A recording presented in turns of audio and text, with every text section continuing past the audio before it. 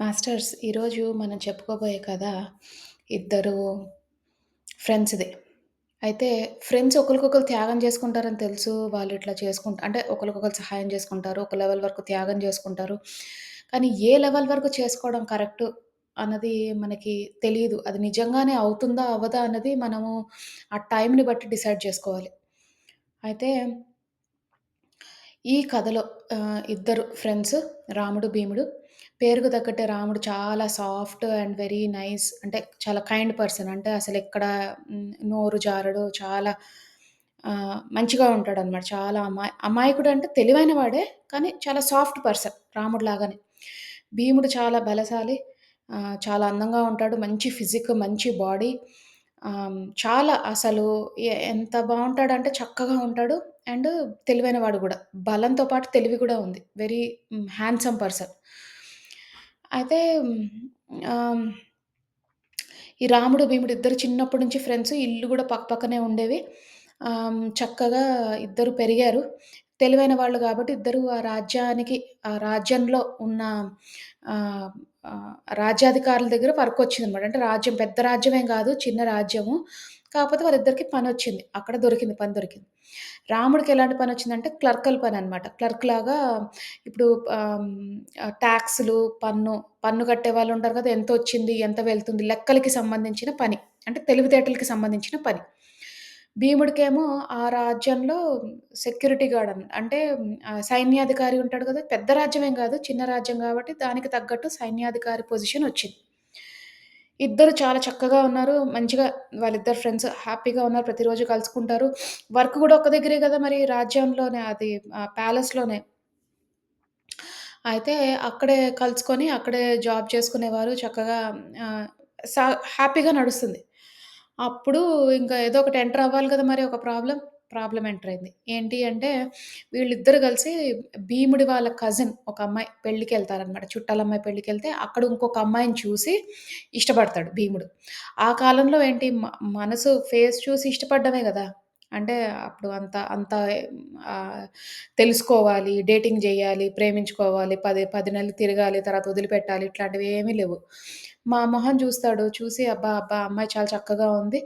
ఆహ్, స్ మంచి మర్యాదలతో ఉంది అని అనుకుంటాడు. కానీ పెళ్ళైన తర్వాత తెలిసిందేంటంటే, ఆ అమ్మాయి చాలా గడుసుది. గడుసుదంటే వాల్యూ ఇవ్వదు, కేర్ జేయదు. తను చాలా అందంగా ఉంటదని పొగరనమాట. అందంగా ఉంటదని పొగరుతో ఆమె ఏం జేసిందంటే హ్మ్. అంటే హ్మ్. నువ్వెంత నీకంటే నేనే బెటరు. నీకు నేను దొరకడం లక్కీ అని భావిచ్చేది.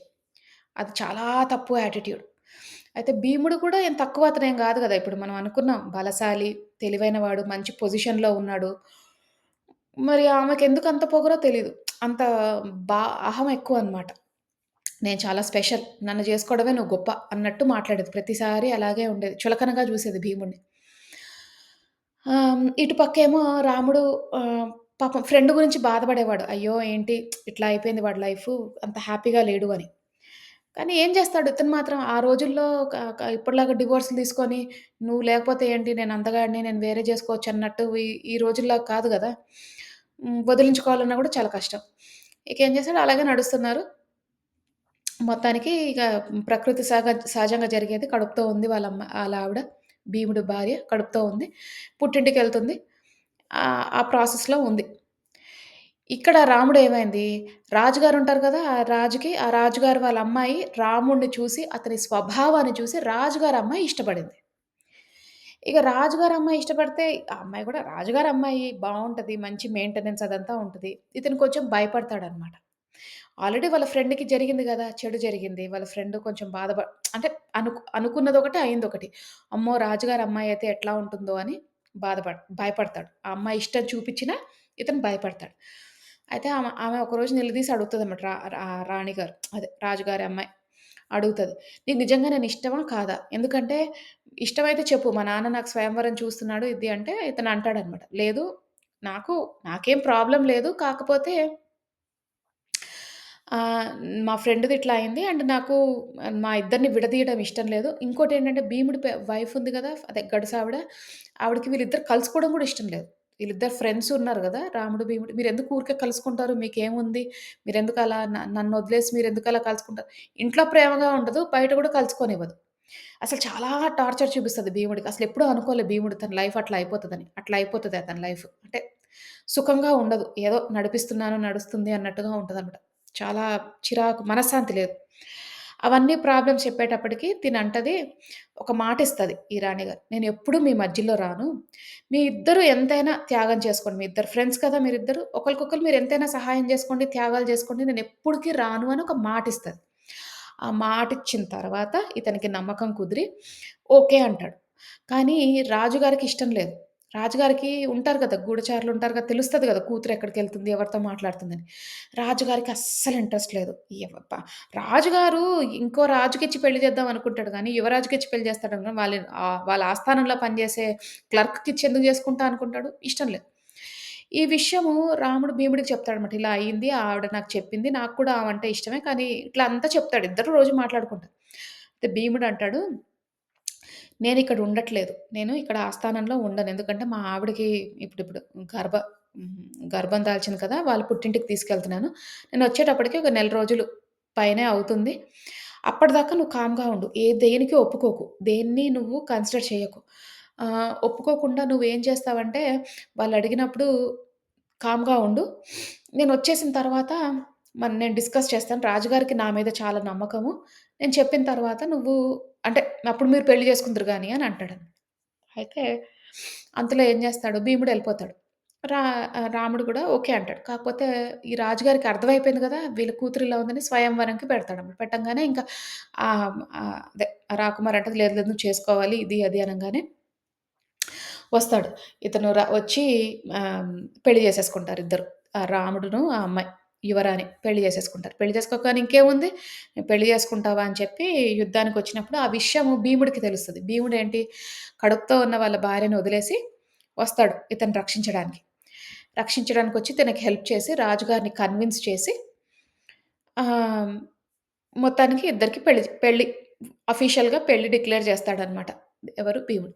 రాముడు స్వతహాగానే మంచివాడు గదా! తను ఏమంటాడంటే, "అయ్యో! నా ఫ్రెండ్ ఇంత త్యాగం చేశాడు. వాళ్ళ వాళ్ళ భార్య కడుపుతో ఉన్నా గూడా బిడ్డ పుడుతున్నా వదిలేసి నా కోసం నా దగ్గరకొచ్చాడు. జీవితాన్నే త్యాగం చేశాడు. రాజుగారితో ఫైట్ చేశాడు." అంటే రాజుగారికి అగెయిన్స్ట్ ఎళ్ళాడు. అంటే ఏదైనా అవ్వచ్చు. ప్రాణం పోవచ్చు. రాజుగారు తల నరికేయమన్నా గూడా నరికేస్తారప్పుడింక. సైన్యాధికారి లేదు, ఎవరు లేరు. రాజుగారు చెప్పింది చేయొచ్చు.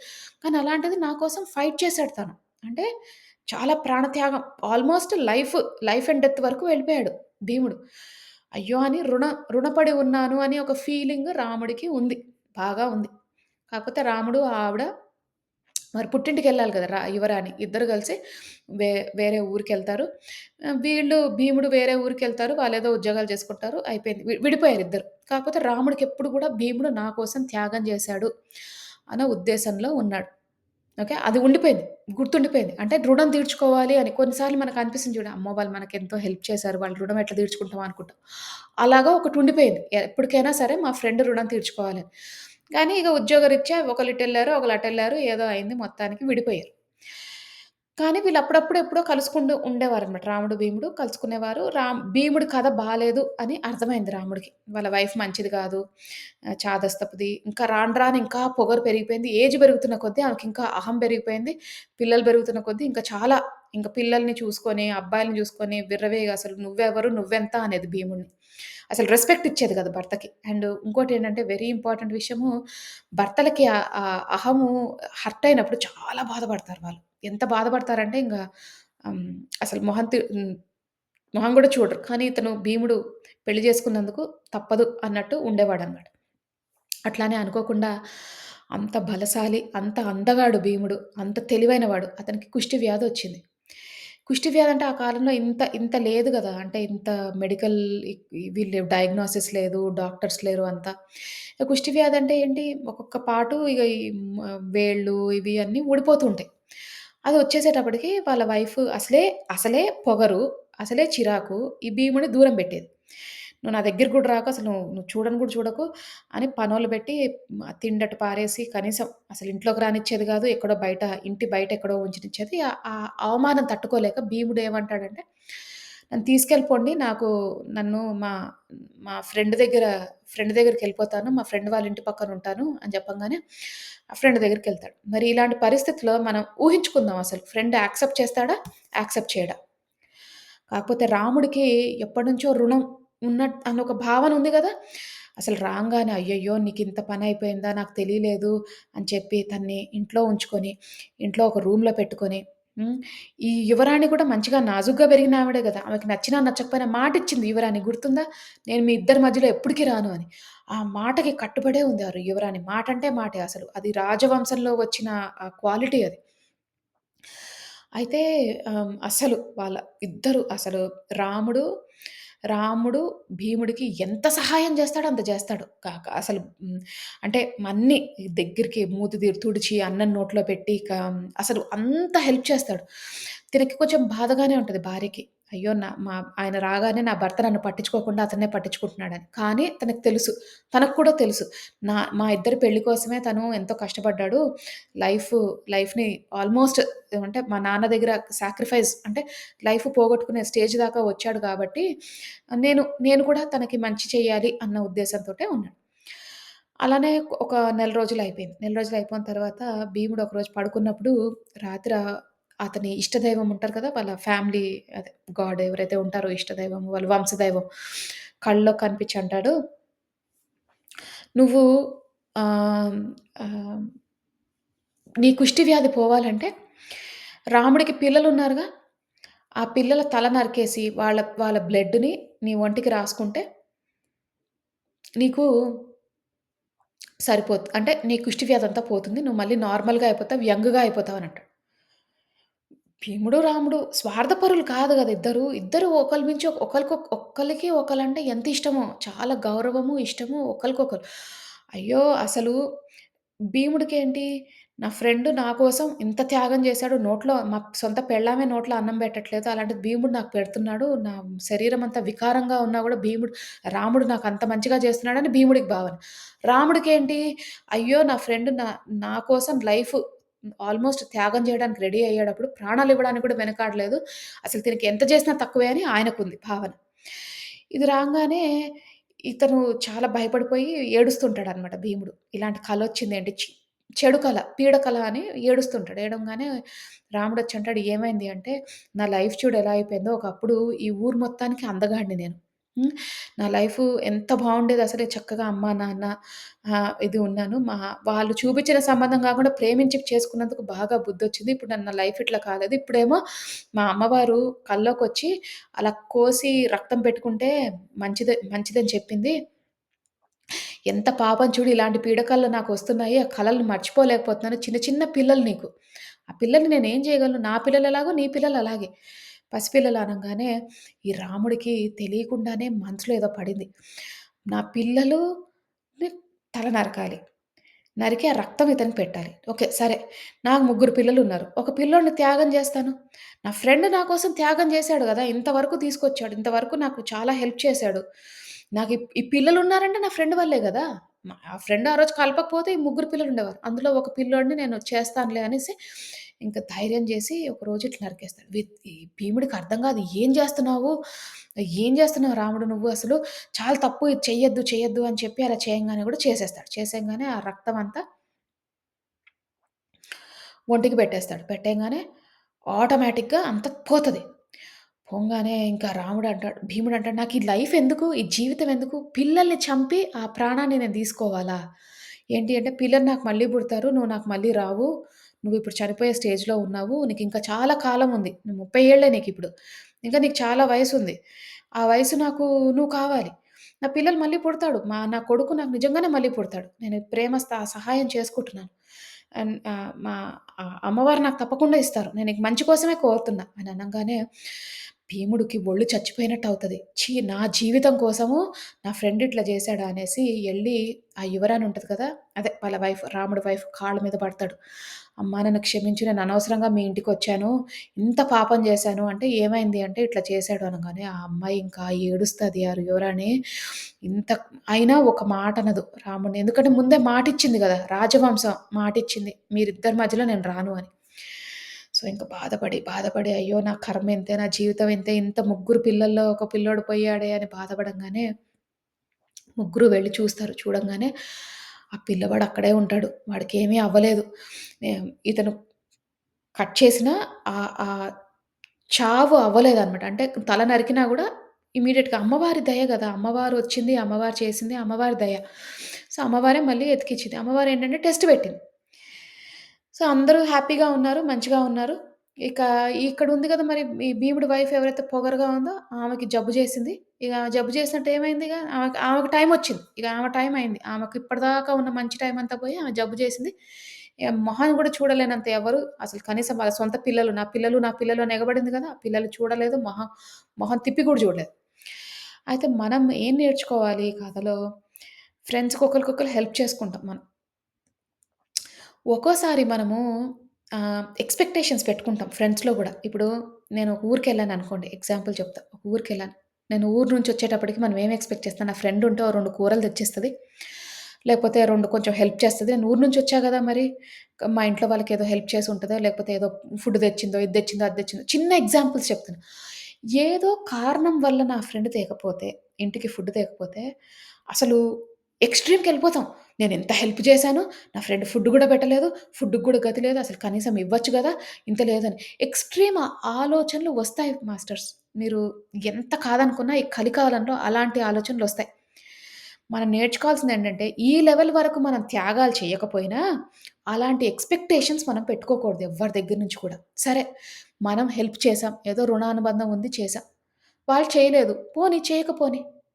అక్కడితో వదిలేయాలి గానీ, దాన్ని సాగదీసి, పీకి, లాగి నేనింత చేశాను, వాళ్ళు చేయలేదని కక్ష పెంచుకొని, ద్వేషం పెంచుకొని మనుషుల మీద, వాళ్ళు ఫెయిర్‌గా లేరు, నేను న్యాయబద్ధంగా ఉన్నా, ఇంత నేను వాళ్ళకి సేవ చేస్తున్నా, వాళ్ళు నాకేమి చేయట్లేదు అని ఆ ఎక్స్‌పెక్టేషన్స్ మనం తగ్గించుకోవాలి. త్యాగాలవన్నీ తర్వాత ఈ కాలంలో నేనైతే ఒప్పుకోను. పిల్లల్ని చంపి ఇస్తా అంటే చచ్చినా ఇవ్వను నేను. నా ఫ్రెండే గాదు, నా భర్తకి కావాలన్నా గూడా నేను పిల్లల్ని చంపి ఇచ్చేది లేదు. క్వెషనే లేదు. మనం ఎవరము చేయలేం అలాంటి పనులు. సో, అది కథ గాబట్టి మనం కథని కథలాగా విన్నాం గానీ, కానీ ఇంకో వెర్షన్ ఆఫ్ థిస్ అంటే ఈ కథకి ఇంకో వెర్షన్ ఏంటంటే మనం తెలుసుకోవాల్సింది ఎక్స్‌పెక్టేషన్స్ బాగా తగ్గించుకోవాలి. ఎంత క్లోజ్ ఫ్రెండ్స్ అయినా వాళ్ళు ఇది చేస్తారు, వాళ్ళు అది చేస్తారు అన్న ఎక్స్‌పెక్టేషన్స్ భావన తగ్గించుకున్నామనుకోండి మనకి ఒకళ్ళ మీద మనకి చెడు భావన రాదు. ఇంకోటేంటంటే ఇక మనకు తెలిసింది ఒక రిలేషన్‌షిప్‌లో ఉన్నప్పుడు అంటే భార్యాభర్తగా ఉన్నప్పుడు, గర్ల్ ఫ్రెండ్, బాయ్ ఫ్రెండ్‌గా ఉన్నప్పుడు ఏదైనా అంత పొగరుగా ఉండాల్సిన అవసరం లేదు. నువ్వు చాలా అందగత్తెవు అనుకుంటే నీకు తగిన వాడినే ఇచ్చి నీకు నచ్చిన వాడినే చేసుకో. ఇష్టపడి వచ్చిన వాళ్ళని అలా అహంతో అట్లా చీప్‌గా చూడాల్సిన అవసరం లేదు. సోల్ లెవెల్‌లో మనమందరం ఒకటే. మన మన పనమ్మాయి మనము ఒకటే, పక్కన పని చేసేవాళ్ళు మనము ఒకటే, కూలి పని చేసేవాళ్ళు అందరూ సోల్ లెవెల్‌లో అంటే ఆత్మ లెవెల్‌లో మనమందరం ఒకటే. ఒకళ్ళు గొప్ప గాదు, ఒకళ్ళు బీద గాదు. కాకపోతే కలికాలంలో ఏంటంటే డబ్బున్నవాడు గొప్ప, డబ్బు లేనివాడు బీద. ఎందుకు పనికిరానోడు, చెడ్డ. డబ్బున్న వాళ్ళు మంచి, డబ్బు లేని వాళ్ళు చెడు. అట్లా ఆ ఆలోచనని మనం తొలగించుకోవాలి. అందరం సోల్ లెవెల్‌లోనే చూసుకోవాలి. సోల్ లెవెల్ థింకింగ్ ఉండాలి మనకి. అంటే ఆత్మ స్థాయి ఆలోచనలుండాలి. అంతేగాని శారీరక ఆలోచనలు, భౌతిక ఆలోచనలు చాలా తగ్గించుకోవాలి. నాకిదుంది, నీకిది లేదు, నేనే గొప్ప ఆ ఫీలింగ్స్ అన్నీ తగ్గించుకోవాలి.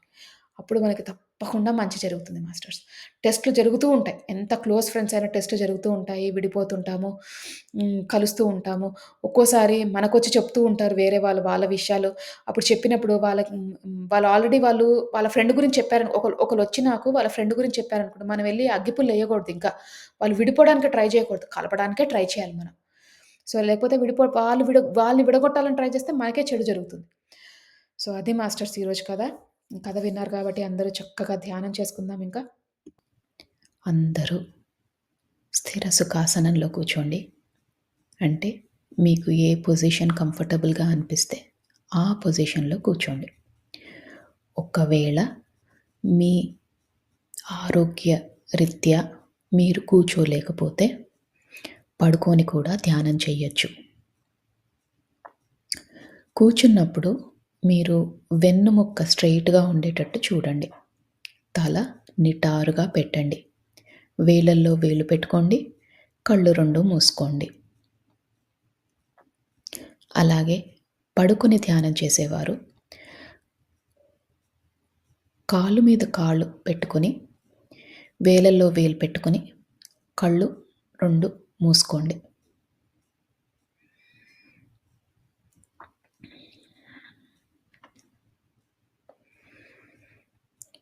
ఇప్పుడు మనము నిండు శ్వాసని తీసుకుందాం. అంటే శ్వాస ఎంత నిండుగా ఉండాలంటే, మనం శ్వాస లోపలికి పీల్చుకుంటున్నప్పుడు, ఈ విశ్వంలోని సమస్త కాస్మిక్ ఎనర్జీ అంతా కూడా మీ శరీరంలోకి వెళ్తున్నట్టు భావించండి. ఈ విశ్వంలో ఎంతో మంచి పాజిటివ్ ఎనర్జీ ఉంది. అదంతా కూడా మనం స్వీకరిస్తున్నాం. మన శరీరాన్ని, మన మనసుని ఓపెన్ చేసి పెట్టుకున్నాం. ప్రతి ఒక్క కాస్మిక్ ఎనర్జీ గానీ, పాజిటివ్ ఎనర్జీ గానీ రిసీవ్ చేసుకునే స్థితిలోకి వెళ్ళబోతున్నాం. అందుకని చక్కగా ఒక్క నిండైన శ్వాస తీసుకోండి.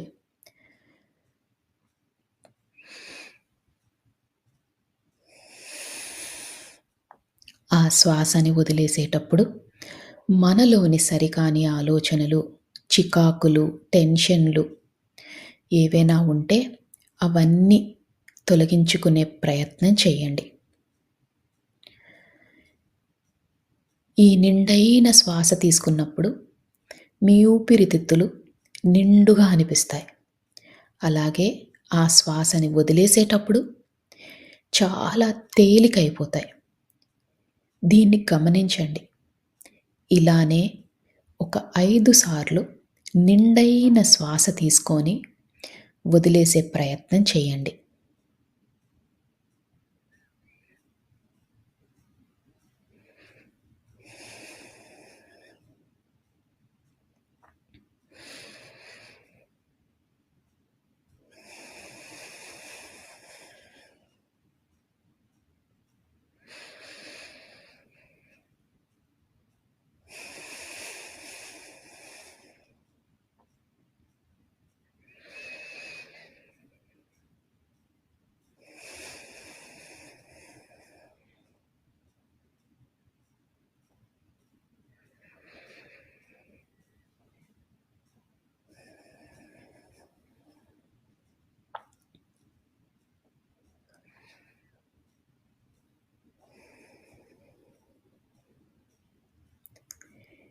ఇప్పుడు మీ మనసు, శరీరం చాలా తేలికైనట్టు మీకు భావన కలుగుతుంది.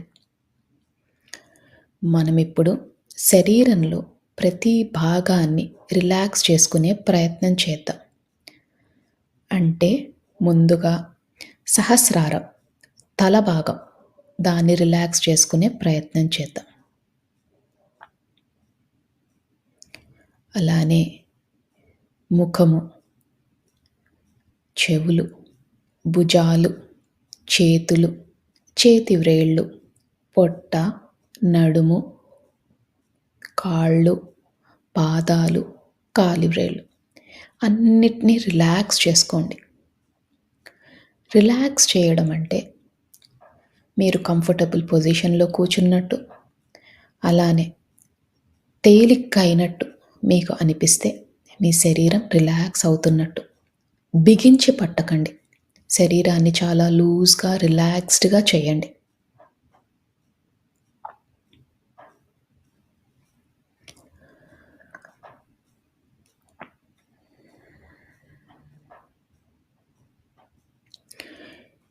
ఇప్పుడు మీ శరీరం అంతా రిలాక్స్ అయింది. మీ మనసు కూడా చాలా తేలిక అయింది. ఇక అతి ముఖ్యమైన విషయం, మీరు ఎలాంటి సమస్యతో బాధపడుతున్నా, ఎలాంటి స్థితిలో ఉన్నా, ఇదంతా తాత్కాలికమని మాత్రమే గుర్తించండి. ఎందుకంటే ఏ సమస్యకైనా ఒక సమాధానం ఉంటుంది. దాని దొరికే ప్రయత్నమే, దాన్ని కనుక్కునే ప్రయత్నమే ఈరోజు మనం చేసే ఈ ధ్యానం. అందుకని శరీరం అంతా రిలాక్స్ చేస్తున్నాం, మనసుని రిలాక్స్ చేస్తున్నాం. ఎలాంటి పరిస్థితులైనా కూడా ఒక అరగంట పాటు మనం అది పక్కన పెడుతున్నాం. అంటే దాన్ని మర్చిపోయే ప్రయత్నం చేస్తున్నాం. మరి ఇది మర్చిపోవాలంటే మనకి ఆ భగవంతుని శక్తి కావాలి. మీ ఇష్టదైవమైన ఎవరైనా మీ ఇష్టదైవం ఉంటే ఆ ఇష్టదైవాన్ని మనస్ఫూర్తిగా నమస్కరించుకోండి. అలానే ఒకవేళ మీకు ఇష్టదైవం లేకపోయినా భగవంతుడి పైన నమ్మకం లేకపోయినా, ఈ విశ్వంలోని ఉన్న కాస్మిక్ ఎనర్జీ, ఆ పాజిటివ్ ఎనర్జీ ఏదైతే మనల్ని నడిపిస్తుందో దాన్ని నమస్కరించుకొని, కృతజ్ఞతలు తెలియజేసుకొని, మనతో పాటు ధ్యానం చేయడానికి ఆహ్వానించండి. మీ ఇష్ట దైవాన్నైనా,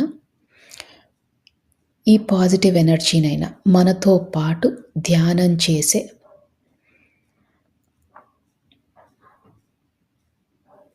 అవకాశాన్ని మనకి ఇవ్వమని మనస్ఫూర్తిగా ఆర్తితో చెప్పుకోండి.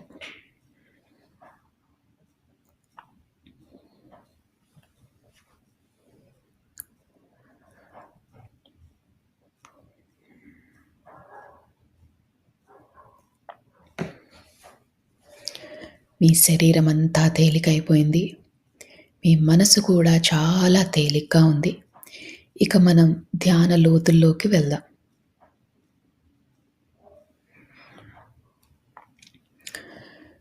మీకు కనుబొమ్మల మధ్యన బొట్టు పెట్టుకునే దగ్గర రకరకాల రంగులు కనిపిస్తాయి. కొన్నిసార్లు విజన్స్ కానీ, కాంతులు కానీ కనిపిస్తాయి. దాన్ని థర్డ్ ఐ లొకేషన్ అంటారు. ఈ ధ్యానం మొత్తంలో కూడా ఆ లొకేషన్లో, అంటే మీ కనుబొమ్మల మధ్యన దృష్టి పెట్టేలాగా, దాని మీద ఫోకస్ పెట్టేలాగా చూసుకోండి. మీకు ఎప్పుడు ఆలోచనలు వచ్చినా నెమ్మదిగా శ్వాస మీదికి ధ్యాస మరల్చండి. ఆలోచనలు వస్తూ ఉంటాయి, అది చాలా సహజం. ఆలోచనలు వచ్చినప్పుడల్లా నెమ్మదిగా శ్వాస లోపలికి ఎలా వెళ్తుంది, ఎలా బయటికి వస్తుంది అని గమనించండి.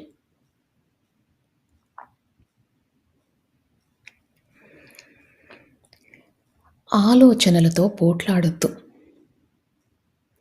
నెమ్మదిగా శ్వాస మీదికి ధ్యాస మరల్చండి.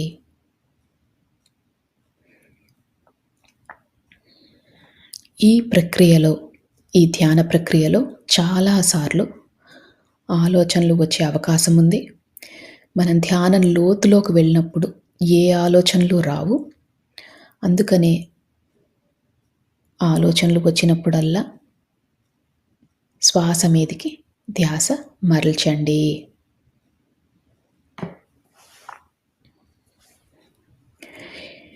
మనం ధ్యాన లోతుల్లోకి వెళ్ళబోతున్నాము. ఇక 3 సార్లు మళ్ళీ మంచి నిండైన శ్వాస తీసుకొని వదిలేయండి. శ్వాస తీసుకుంటున్నప్పుడు మీతో పాటు ఉన్న భగవంతుని శక్తి కూడా మీ దగ్గరికి వస్తున్నట్టు, అలానే ఈ విశ్వంలోని కాస్మిక్ ఎనర్జీ శక్తి అంతా కూడా మీ శరీరంలోకి వెళ్తున్నట్టు భావించండి. ఈసారి ఆ శక్తి రెండింతలయ్యింది. ఎంతో అద్భుతమైన ఈ శక్తిని మనం స్వీకరిస్తున్నాం. అందుకని శ్వాస లోపలికి వెళ్ళేటప్పుడు చక్కగా నిండుగా మీ ఊపిరితిత్తులన్నీ కూడా నిండుగా అయ్యేటట్టు భావించి ఆ శ్వాసని తీసుకొని మళ్ళీ వదిలేయండి. ఇలా 3 సార్లు చేయండి.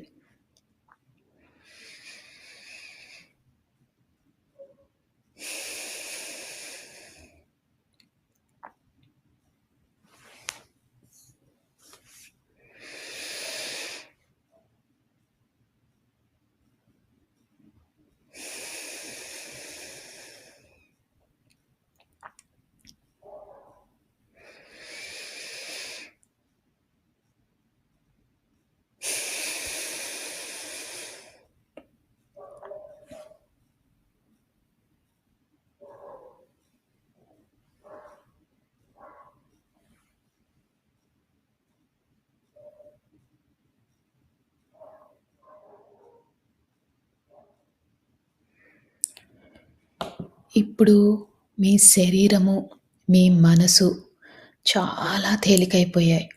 ఇంకా మీరు ధ్యాన లోతుల్లోకి వెళ్ళారు. అంటే మీ పక్క జరిగేవి ఏమీ వినిపించవు. నా మాటలు మాత్రమే వినిపిస్తున్నాయి.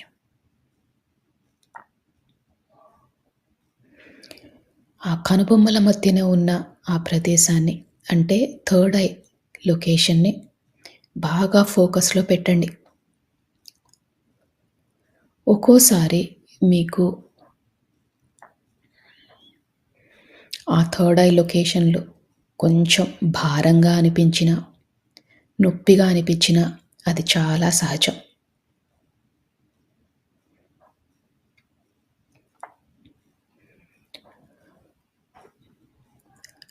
మన ఇష్టదైవంతో పాటు, ఈ విశ్వంతో పాటు మనము ఇంకా ధ్యాన లోతుల్లోకి వెళ్తున్నాం.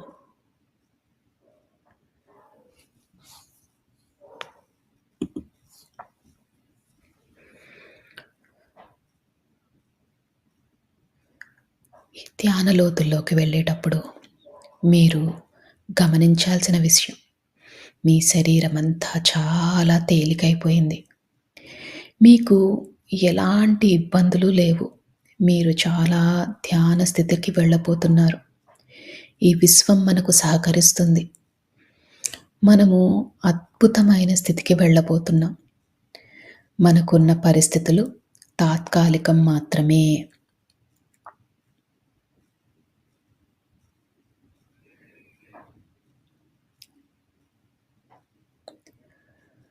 మనము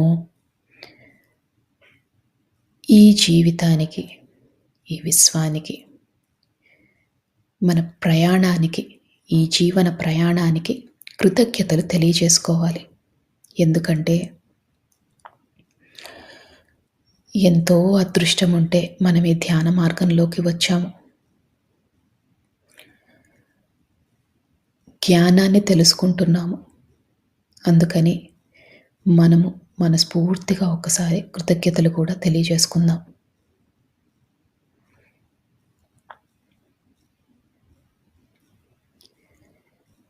ఈ కృతజ్ఞతలు తెలియజేసినప్పుడు మీ శరీరం ఇంకా తేలికవుతుంది. ఎందుకంటే మీలోని సరికాని ఆలోచనలన్నీ తొలగిపోయాయి.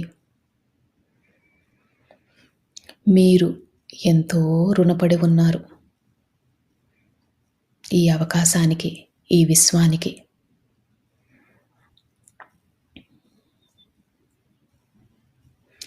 మనసుని బాగా తేలిక చేసుకోండి. అదే స్థితిలో ఉండండి.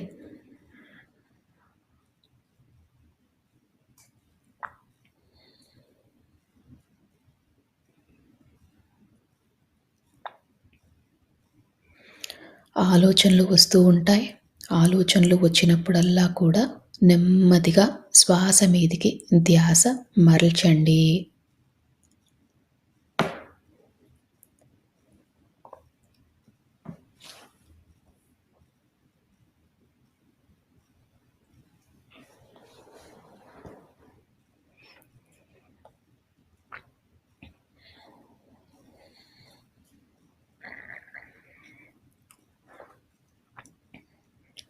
మనము మానవ జన్మ ఎత్తిందే కర్మలు తీర్చుకోవడాని కోసం. అంటే ఎన్నో జన్మలుగా కర్మలు చేస్తున్నాం. దాన్ని తొలగించుకునే ప్రయత్నం చేస్తున్నాం. ఈ కర్మలు తొలగిపోవాలంటే మనలో పరివర్తన చాలా ముఖ్యం. అలానే పశ్చాత్తాపం, ప్రాయశ్చిత్తం కూడా చేసుకోవాలి. అంటే మనం చేసిన తప్పులని గతంలో గానీ, గత జన్మలలో గానీ చేసిన తప్పులని క్షమించమని మనస్ఫూర్తిగా కోరండి.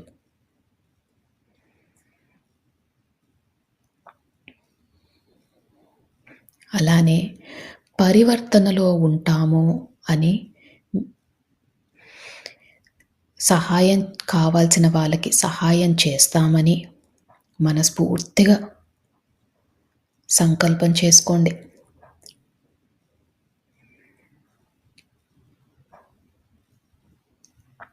మా వద్దకు సహాయం కోరి వచ్చిన వారికి తప్పకుండా మాకు ఉన్నంతలో తోచినంత తప్పకుండా సహాయం చేస్తాము. మేము నేర్చుకుంటున్న ఈ ధ్యానాన్ని, జ్ఞానాన్ని పంచుతాము.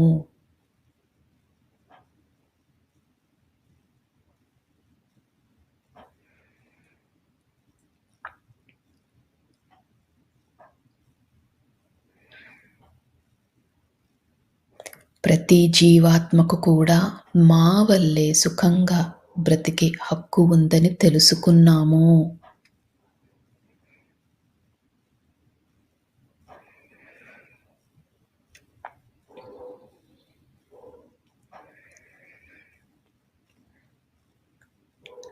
ఈ విశ్వానికి, ఈ భూమాతకు కావాల్సిన సహాయం చేస్తాము.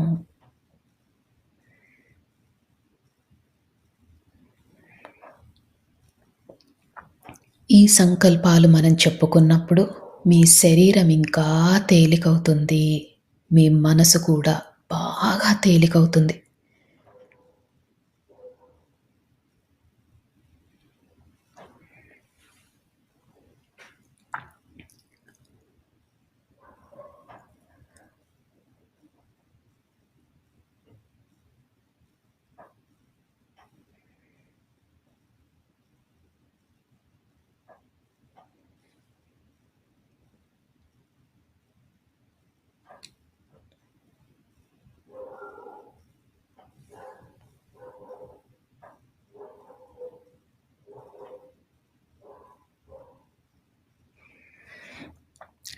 ఈ సంకల్పం చెప్పుకున్నప్పుడు మీ శరీరం చాలా తేలికైంది. ఇంకా లోతులోకి వెళ్ళే ప్రయత్నం చేయండి. మీ పక్కన ఏది జరుగుతున్నా మీకు పట్టించుకోవద్దు. నా మాటలు మాత్రమే మీకు వినిపిస్తున్నాయి. ఈ ధ్యాన లోతుల్లోకి మీరు వెళ్ళిపోయారు. ధ్యానంలో ఆ మహాదేవుడిని, ఆ పరమశివుడిని, ఆ జగన్మాతను, మీ ఇష్టదైవాన్ని, అలానే మీకు ఈ విశ్వం నుంచి కావాల్సిన సహకారం దొరకాలని మనస్ఫూర్తిగా కోరండి. ఇప్పుడు విశ్వంలోని సమస్త కాస్మిక్ ఎనర్జీ అంతా కూడా కాంతుల రూపంలో మన శరీరంలోకి వెళ్తున్నట్టు భావించండి. అద్భుతమైన కాంతులు, ఎటు చూసినా కాంతులే. ఈ కాంతులే మనకు సర్వం, ఈ కాంతులే మనకు దైవం, ఈ కాంతులే మనకు ఆరోగ్యం.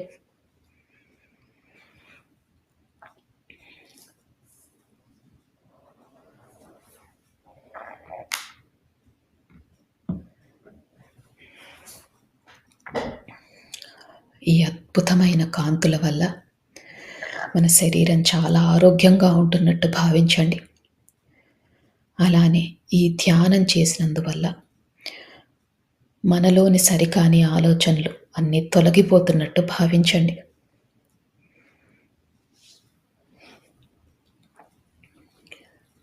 ఈ రోజు నుంచి మన కుటుంబ కలహాలన్నీ తొలగిపోతాయి. మన ఆర్థిక స్థితి మెరుగుపడుతుంది. మనం పడుతున్న మానసిక వ్యధ తొలగిపోతుంది. మన ఆరోగ్యం మెరుగుపడుతుంది. అద్భుతమైన కాంతులు, ఎటు చూసినా కాంతులే.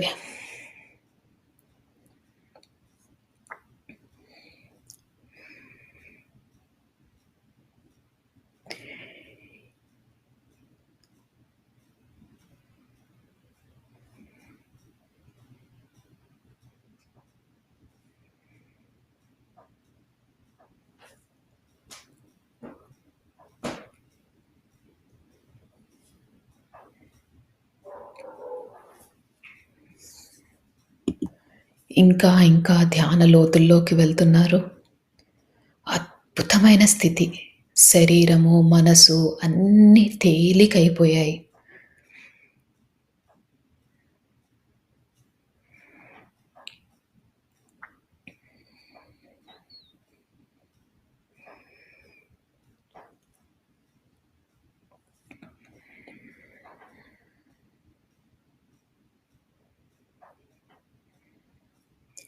ఒకవేళ ఆలోచనలు వస్తుంటే ఆలోచనలని వాటితో పోట్లాడకుండా నెమ్మదిగా శ్వాస మీదికి ధ్యాస మరల్చండి.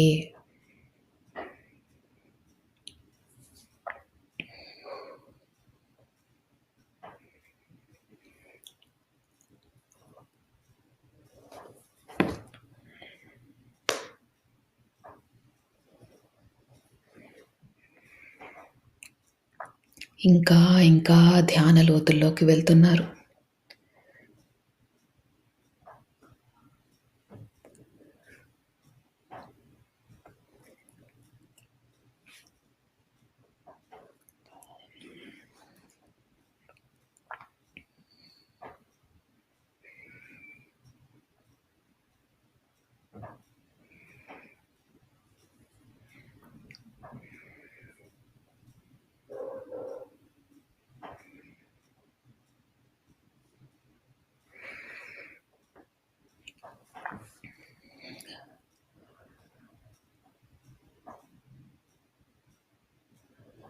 కనుబొమ్మల మధ్యన బొట్టు పెట్టుకునే దగ్గర మీకు రంగులు కనిపించినా, కాంతులు కనిపించినా, విజన్స్ కనిపించినా ఇంకా లోతుకు వెళ్ళండి.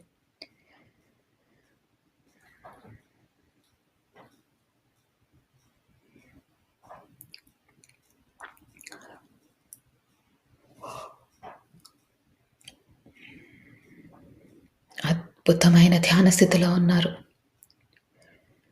సంకల్పాలు చెప్పుకున్నాం. పశ్చాత్తాపంలో ఉంటామని, ప్రాయశ్చిత్తం చేసుకుంటామని, పరివర్తనలో ఉంటామని మనము విశ్వానికి మాట ఇచ్చాం.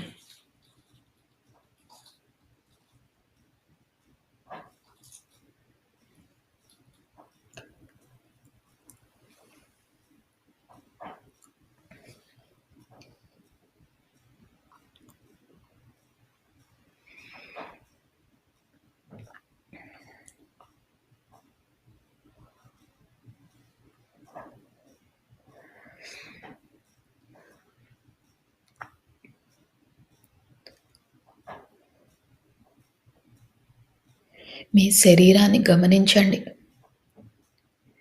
చాలా తేలిగ్గా ఉంది. ఇదే స్థితిని కొనసాగిస్తూ ఇంకా ధ్యాన లోతుల్లోకి వెళ్ళండి.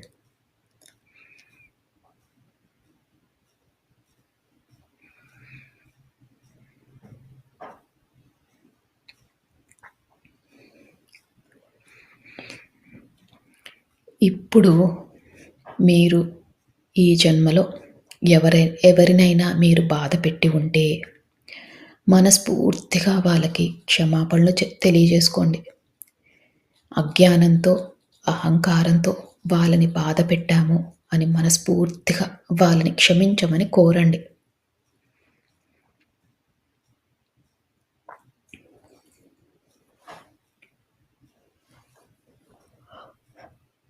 అలానే ఎవరైనా మిమ్మల్ని బాధపెట్టి ఉంటే ఈ ఈ గతంలో వారిని మనస్ఫూర్తిగా మీరు క్షమించండి. వారు తెలియక, అజ్ఞానంతో, అహంకారంతో తప్పులు చేసి ఉంటారు. అందుకని మీకు వారిపైన ఎలాంటి కోపమున్నా, ద్వేషమున్నా అవన్నీ తొలగించుకోండి.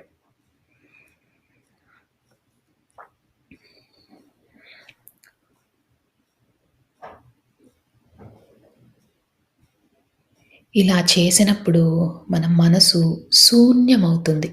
మనసు శూన్యమైనప్పుడే ఈ విశ్వంతో అనుసంధానం అవ్వగలం. మీ ఇష్టదైవంతో అనుసంధానం అవ్వగలం. అందుకని ఎవరిపైనైనా కోపం గానీ, ద్వేషం గానీ ఉంటే అవన్నీ తొలగించుకోండి.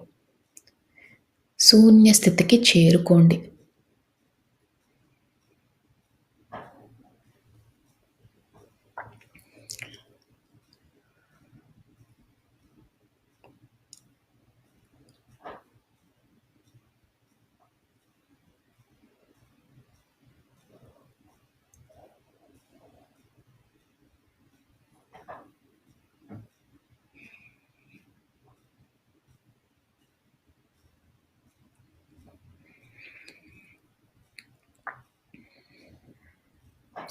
ఎప్పుడైతే మనం క్షమాపణ కోరామో, మనని బాధపెట్టిన వారిని క్షమించామో, మన మనసు శూన్య స్థితికి చేరుకుంది. మీరు ఇంకా ధ్యాన లోతుల్లోకి వెళ్తున్నారు.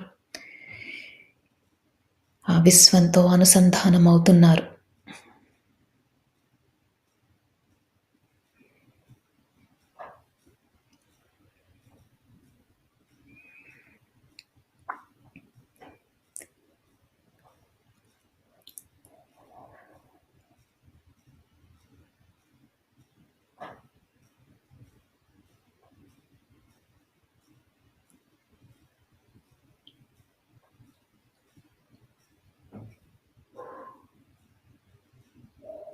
ఇదే స్థితిని కొనసాగిస్తూ మీరు ఇంకా ధ్యాన లోతుల్లోకి వెళ్ళండి.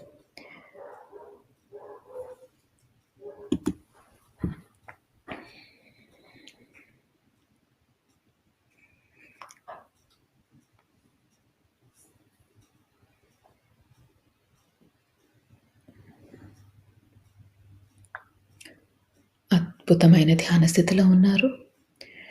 ఇదే స్థితిని కొనసాగిస్తూ మీరు ఇదే స్థితిలో ఉండొచ్చు. ఒకవేళ ఈ స్థితి నుంచి బయటికి రావాలనుకుంటే